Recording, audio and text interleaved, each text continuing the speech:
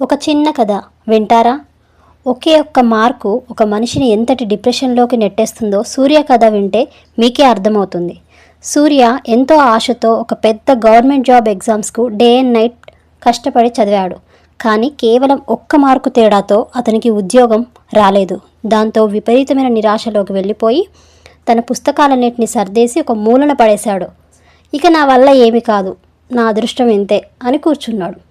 అది చూసిన వాళ్ళ అమ్మ సూర్యను తోటలోకి తీసుకెళ్ళి అక్కడ ఎండిపోయినట్లు ఉన్న ఒక చిన్న మొక్కను చూపించింది.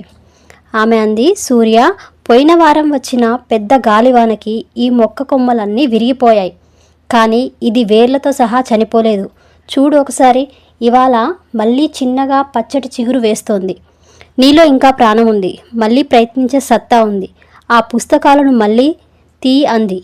అమ్మ మాటలు విని సూర్య మళ్ళీ పట్టుదలతో చదివాడు.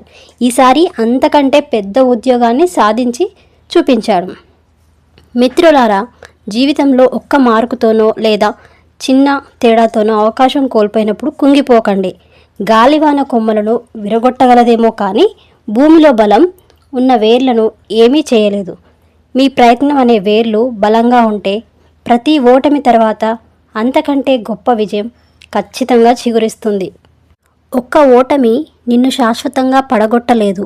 నువ్వు పడిపోయిన చోటు నుండే మరింత బలంగా పైకి లేవడమే నిజమైన గెలుపు.